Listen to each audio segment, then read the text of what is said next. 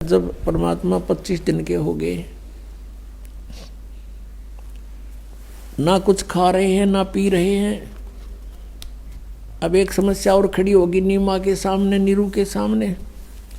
नीमा कहती है कि मैं, ये बालक मरेगा, ये भगवान साथ में मैं मरूंगी। ये बच्चा अब मरेगा, क्यों खाता पीता नहीं, 2 दिन ना खाओ, माता पिता ने भी अन्न खाना मुश्किल हो जाता है। बहुत बुरी तरह रो रही है और भगवान शंकर को याद कर रही है, क्योंकि वो शंकर के पुजारी थे, भले मुसलमान बन गए थे। और कह रही है, हे भगवान शिव जी, या तो इसको देना ही नहीं था और देकर फिर छीन रहे हो। आपकी लीला अजब है। नहीं दिया था तो सब्र था, रो रहे थे, रो पीट कर टाइम पास कर रही थी। अब ये बच्चा मरेगा, साथ मरूंगी, अगला दिन नहीं पकड़ूंगी मैं, अन्न पानी त्याग दूंगी। हृदय से ये सोचा जब परमात्मा ने देखा बुढ़िया मरेगी। अंतर्यामी कबीर साहब वही विराजमान। शिव जी के प्रेरणा करी कि कौन रो रहा तुझे याद करके। शिव भगवान आए वहां से साधु रूप बना के खड़े हो गए सामने। माई क्यों रो रही है? नीमा ने बताया, भगवान हे महात्मा जी, घनी दुखी हूँ, मैं बहुत दुखी हूँ, मत सुनो मेरे दुख न, मना रो लेने दो। फिर उसने बताया कि माई बता दे, अपना दुख बताने से हल्का हो जाता है, और मेरे सत्र का कोई तेरे लिए राहत होगी तो अवश्य दूंगा। तब माई ने सारी कहानी बता दी कि पहले हमारे संतान नहीं थी, और एक दिन भगवान शिव ने ये लाल हमें दिया, ऐसे कमल के फूल पर मिला। अब 25 दिन का हो गया, कुछ नहीं खाता पीता। अब ये भी मरेगा और मैं भी मरूंगी महात्मा जी। ये आज उसी दिन 2 शव हमारे घर से जाएंगे।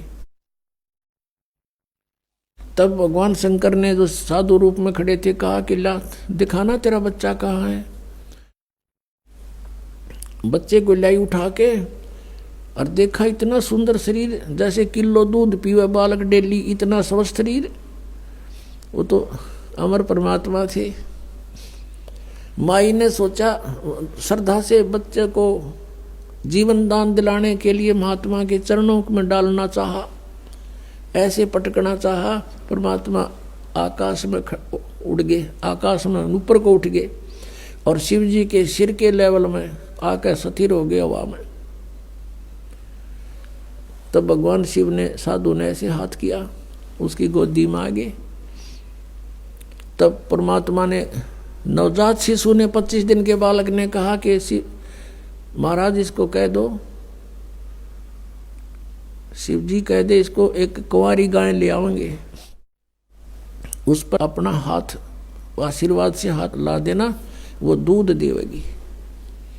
एक कोरा बर्तन मंगा लो, कुम्हार के तो ताजा। ऐसा ही किया गया। नीरू से कहा कि नीरू जा तू, भगवान शिव ने कहा साधु रूप में, एक कुंवारी गाय ला और एक कोरा बर्तन ला, तेरा बेटा दूध पिएगा।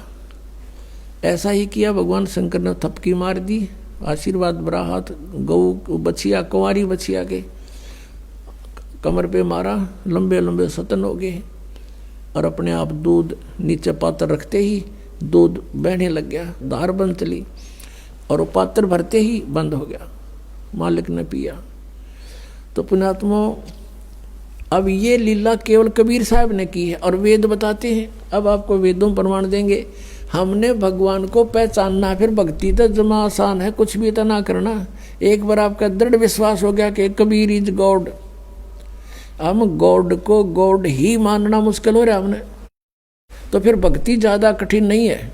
ये देखिएगा ऋग्वेद, ये किसने कहाँ से छपा है, कौन है इसका प्रकाशक? प्रकाशक सार्वदेशिक कार्य प्रतिनिधि सभा, महर्षि दान भवन, रामलीला मैदान, नई दिल्ली से।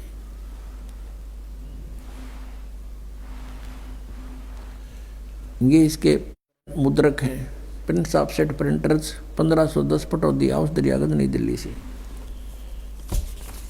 ये 9-10 मंडल इकट्ठा ही अनुवाद करके जल्द किया हुआ है। ऋग्वेद मंडल 9 और सूक्त 1 का प्रथम मंत्र में देखो,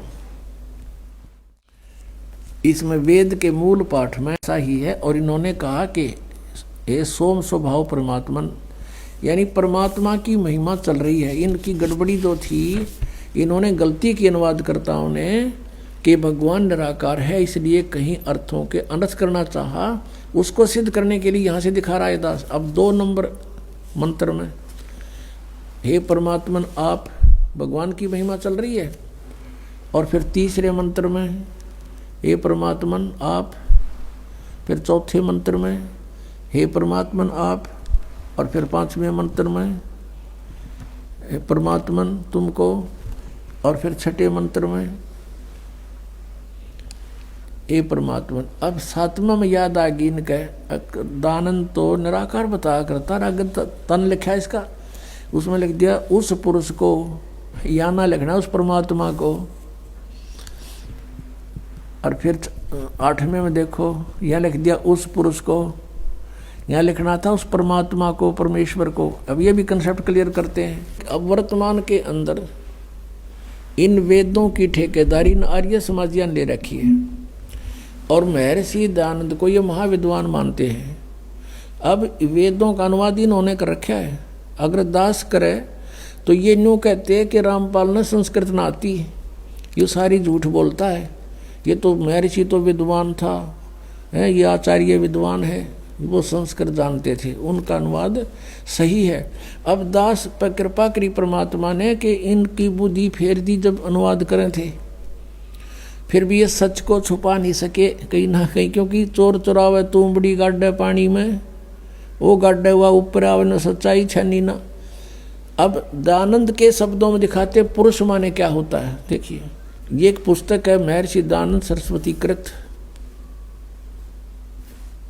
ऋग्वेद आदि भाष्य भूमिका, इसका नाम है इतना, ऋग्वेद नहीं है यो, ऋग्वेद आदि भाष्य भूमिका इस पुस्तक का नाम है।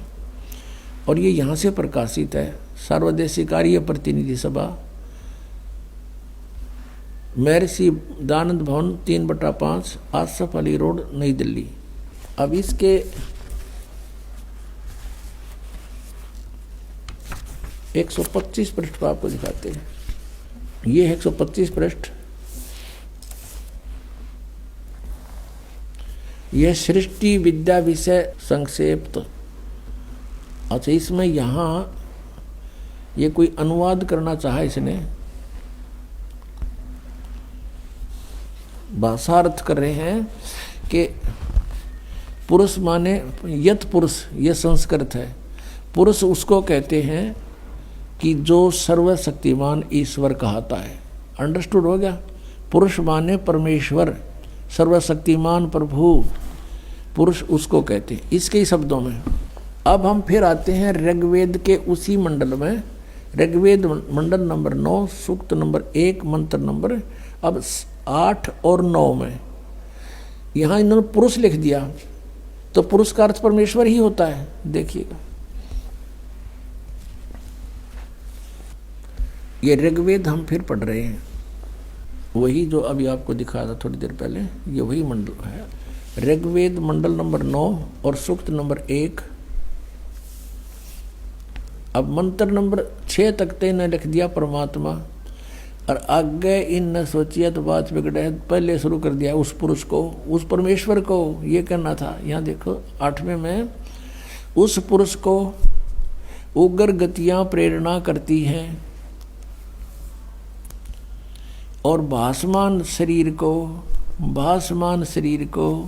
यानी बहुत सुंदर तेजोमय शरीर को वह पुरुष यानी वह परमात्मा, जैसा दान दापे बता रहा पुरुष माने परमेश्वर, वह परमात्मा प्राप्त होता है। तो निराकार कहाँ रहा भगवान, ये निराकार कहा करते, यहाँ देखिएगा। और फिर ये भी निर्णय दिया है इसमें, शरीर धारण करता है और जिसमें 3 प्रकार से दूसरों का वारण करने वाला मधुमेह शरीर मिलता है। अब यहाँ देखिए 9वां ऋग्वेद मंडल नंबर 9 सूक्त नंबर 1 मंत्र नंबर 9 में ये मूल पाठ में शिशु नाम है, शिशुम यानी शिशु बालक रूप। अभी इमम अदन्या, यहाँ से पढ़ते हैं उस सोम स्वभाव वाले श्रद्धालु पुरुष को। सोम माने पुरुष माने परमात्मा को, उस अमर पुरुष को जो शिशु रूप धारण करके प्रकट होता है। अभी अदन्या, अदन्या माने बिना दनाई, यानी कभी ब्याई ना हो, यानी उसने टच भी ना करी हो सांड ने बैल ने। तो यहाँ कहते हैं अभी अधन्या, यानी पूर्ण रूप से बिना धनाई। अभी माने सब प्रकार से पूर्ण रूपेण, अधन्या माने यानी कंवारी। अभी अधन्या का अर्थ समझो कंवारी। देनव माने गौवें,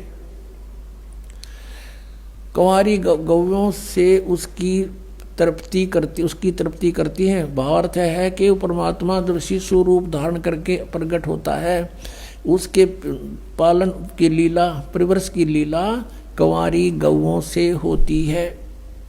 अंडरस्टूड।